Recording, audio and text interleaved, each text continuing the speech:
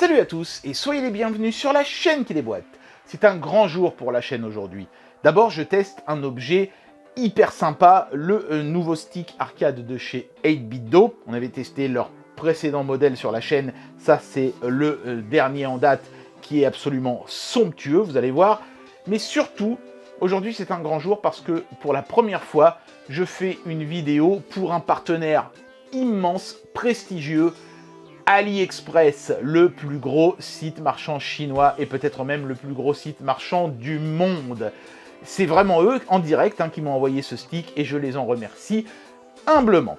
Voilà, donc qu'est-ce qu'il vaut ce stick? Est-ce qu'il y a eu d'énormes améliorations par rapport au précédent modèle de chez 8BitDo, qui est d'ailleurs devenu introuvable, sauf erreur de ma part?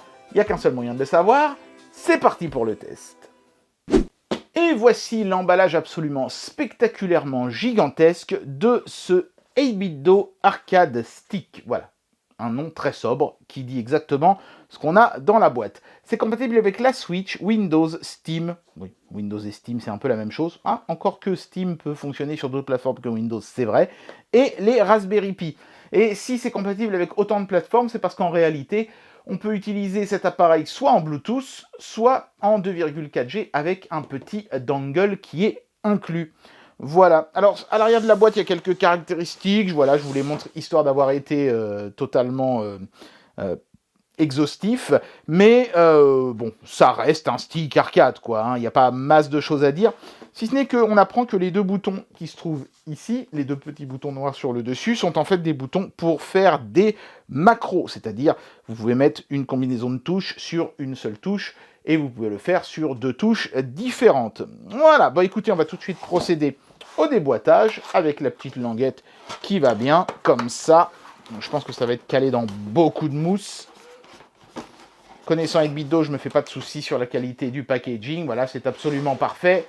On a un câble qui est USB type C, ça fait plaisir. Donc qui permettra, j'imagine, d'utiliser l'appareil en filaire et de recharger, bien sûr, sa batterie quand vous vous en servez en sans fil. On a la notice qui ressemble plus à celle d'une boîte de Doliprane, mais bon, ils auraient peut-être pu faire un petit livret un peu plus classe que ça. Vous voyez, ça se déplie vraiment comme une notice de médicament. Mais bon, au moins, il y a de la doc. Voilà. Et ensuite, on arrive directement sur l'objet du délit, le stick en lui-même, qui est coincé dans deux colossaux blocs de mousse. Hop. Tac. Et tac. Et voilà. Et une fois qu'on a sorti l'objet du carton, on est sur quelque chose qui est plutôt agréable parce que c'est pas trop épais. Vous voyez, il y a quand même de l'épaisseur, mais ça va. Je veux dire, c'est quand même assez contenu. Par rapport au précédent modèle, vous verrez que des progrès ont été faits à ce niveau-là. On a une petite cartonnette qui nous donne les explications sur les différents boutons du stick. Voilà, je ne sais pas pourquoi c'est devenu flou d'un seul coup, mais voilà, c'est pratique, ça permet de savoir à quoi servent les différents boutons. C'est marqué en anglais et en chinois. Chaque bouton est protégé par un petit film plastique, donc c'est sûr et certain que vous recevrez un stick en parfait état. Voilà, on va le regarder de plus près dans un instant, mais on va d'abord mettre l'ancien modèle à côté, histoire de faire un petit comparatif rapide. Voilà, donc vous avez ici l'ancien modèle de chez 8BitDo et ici le nouveau. La première chose qu'on remarque, c'est qu'il n'y a pas de bouton de macro sur ce modèle-ci. Le bouton noir ici étant le bouton Start qu'on retrouve ici sur le modèle dernier cri. Mais je pense que vraiment la plus grosse amélioration, elle a été faite au niveau du stick en lui-même. Il suffit de tendre l'oreille. Ce stick-là fait beaucoup plus de cliquetis que celui-ci, qui est beaucoup plus doux, beaucoup plus agréable et qui ressemble beaucoup plus à un vrai stick de borne d'arcade que ce truc-là qui fait un peu micro-switch chinois fixé en croix directionnelle, quoi. Mais ça reste deux excellents produits néanmoins. 8BitDo est fidèle à sa réputation sur les deux produits. Mais c'est clair que celui-ci, c'était vraiment presque, j'ai envie de dire, le prototype de celui-ci, tellement le design est amélioré. Finalement, il n'est pas tellement plus épais celui-ci, mais son design biseauté à l'avant, là, lui donnait un côté mastoc. Là, on est sur quelque chose de plus raffiné, il y a des petits reliefs, des petites rainures, des choses comme ça, alors que là, il s'était juste embêté à mettre un sticker légèrement aux couleurs de la NES. Ça rappelle vraiment le stick que proposait Nintendo à l'époque sur la NES, Et clairement, que ce soit en termes de design ou de confort, ça a été sensiblement amélioré. Par contre, les boutons m'ont l'air d'être relativement similaires sur les deux modèles. Donc je pense qu'ils ont peu ou prou gardé les mêmes, mais ils étaient déjà très bons sur le modèle original de toute façon. Allez, il est temps de regarder maintenant ce stick de plus près. Alors je l'ai déjà dit, hein, le stick a vraiment un super bon feeling, très agréable. Les boutons, quant à eux, sont restés relativement similaires à ce qu'on avait avant. Sachez qu'il existe une version full sanois de ce stick qui coûte un peu plus cher, à peu près 30% plus cher quand même, mais qui aura un stick et des boutons en sanois, ce qui devrait être, je pense, bénéfique pour les boutons, pas tellement pour le stick que je trouve vraiment sublime. Il a un très très bon rendu, le stick qu'ils ont mis là chez 8BitDo, c'est super bien fait à ce niveau-là. Les boutons auraient peut-être pu être un petit peu mieux, mais voilà, sachez que 8BitDo propose le un petit peu mieux, il suffit d'aligner un petit billet de plus. Ces deux boutons-là, ce sont des boutons de macro, donc si vous avez toujours eu du mal à faire, je sais pas, l'attaque napolitaine, hein, c'est-à-dire, vous savez, arc de cercle vers l'arrière, plus un des boutons de coup de pied, eh ben vous pouvez simplement stocker l'attaque sur ce bouton-là et ça fonctionnera à chaque fois que vous appuyez sur ce bouton-là. Sachez que, évidemment, ça ne marche que si vous êtes tourné dans le bon sens dans Street Fighter. Donc c'est peut-être pour ça qu'ils ont mis deux boutons d'ailleurs, comme ça vous pouvez faire l'attaque napolitaine quand vous êtes tourné vers la droite, l'attaque napolitaine quand vous êtes tourné vers la gauche, et le mettre sur les deux boutons respectifs. Mais du coup, vous n'aurez qu'une seule attaque stockée en mémoire. Mais bon, c'est au moins bien que l'option soit présente. Voilà. Regardons un petit peu de plus près les contrôles ici dans le coin. Donc on a le bouton pour démarrer la manette en mode Switch ou en mode X Input, c'est-à-dire Windows, hein, grosso modo. Et ici, en fait, cette touche-là permet d'avoir le stick qui va représenter le stick analogique gauche des manettes, par exemple, le stick analogique droit des manettes, ou la croix directionnelle. Voilà, donc écoutez, pour les jeux de baston, je pense que le mieux c'est de laisser sur croix directionnelle, puisque c'est comme ça qu'ils étaient prévus pour être joués à la base. Il n'y avait pas de notion d'analogisme dans les manettes pour Street Fighter 2.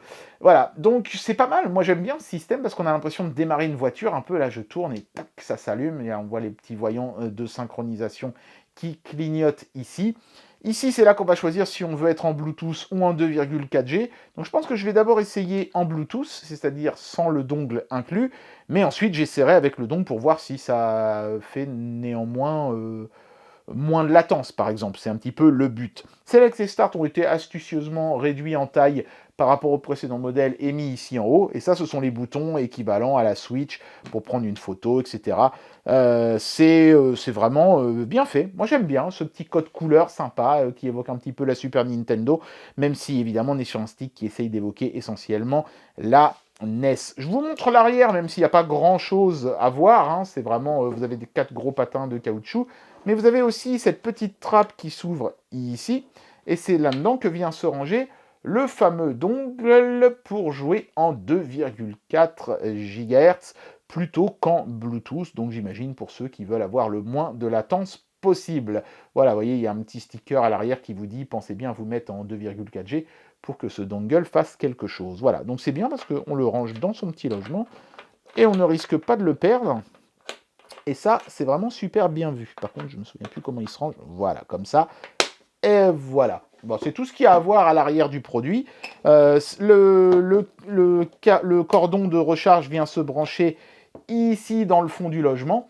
Voilà, donc il faudra, je pense, enlever le dongle à chaque fois qu'on veut brancher le câble de recharge. C'est peut-être le seul reproche que je ferai pour cet emplacement-là, pour le câble de recharge. Mais franchement, à part ça, pour le moment en tout cas, d'un point de vue ergonomique, c'est un sans faute.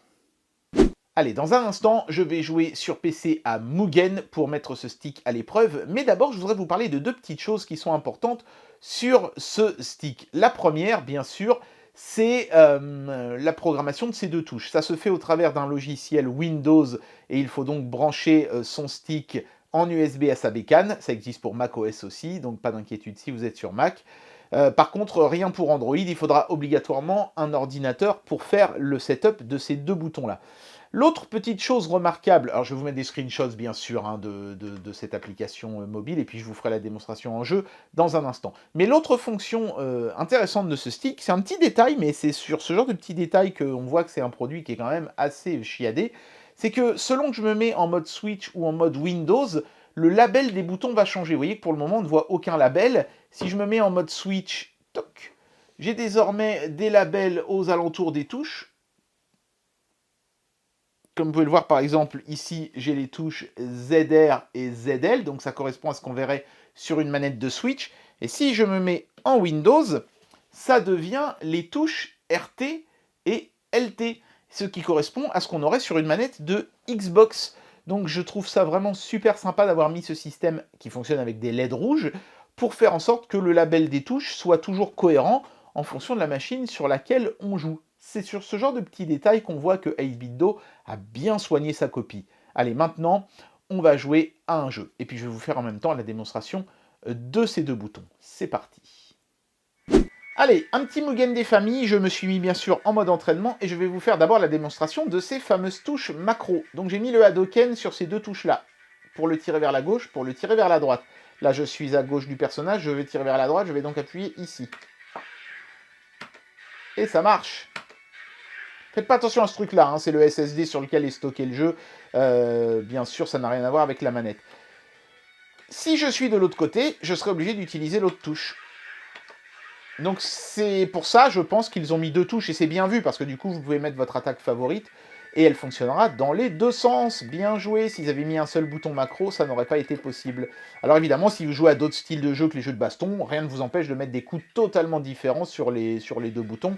Hein, j'imagine, je sais pas, dans Animal Crossing, vous pouvez mettre un truc pour faire les appâts de pêche et un truc pour creuser des trous. Vous voyez, il n'y a absolument aucun problème. Mais je pense qu'évidemment, les sticks, c'est quand même plutôt pour les jeux de baston. Donc évidemment, je pense que c'est l'usage le plus logique à faire sur ces deux touches. Et après, le reste de la manette, là, vous voyez, je suis en Bluetooth, hein, je suis même pas en 2.4G. En termes de lag, bah, je vous laisse seul juge. Moi, j'en recèle absolument aucun. Ça me paraît absolument nickel. Super réactif, même en Bluetooth. Alors du coup, vous allez me dire, mais pourquoi ils se sont embêtés à mettre un dongle? Bah d'abord, pour les machines qui n'ont pas le Bluetooth, évidemment, mais bon, il n'y en a plus tellement maintenant, mais aussi surtout parce que le Bluetooth, ça dépend non seulement du stick, certes, mais aussi et surtout de votre ordinateur. Certains ordinateurs vont avoir un Bluetooth poussif avec du lag, et dans ce cas-là, vous serez bien content d'avoir le dongle. Allez, je vais faire une petite partie standard maintenant.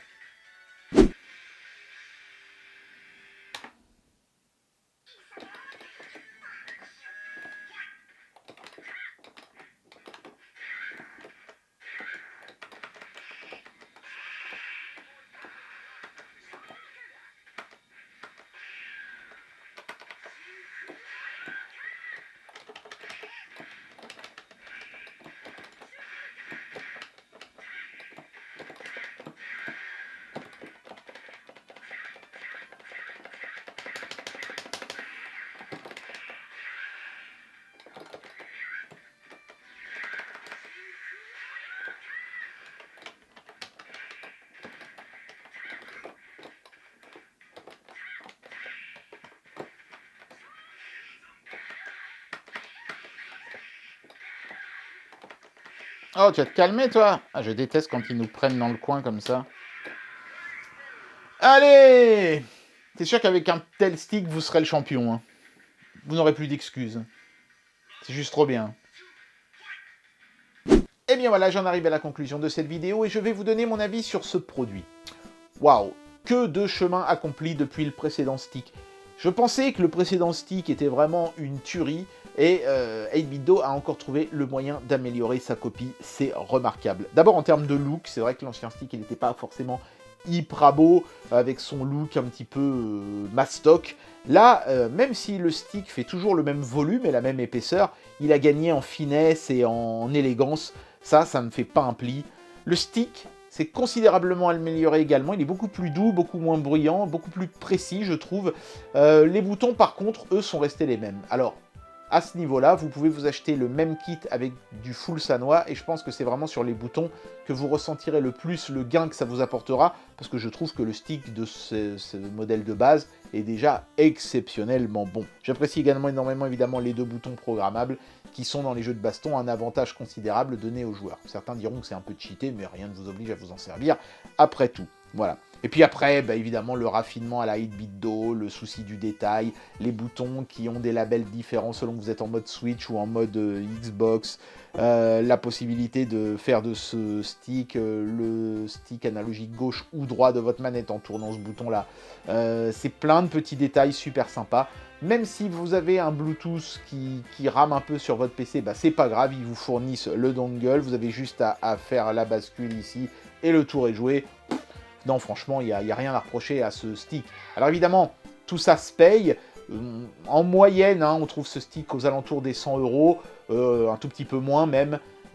Certains sites le vendront plus cher, d'autres moins cher, ça oscille.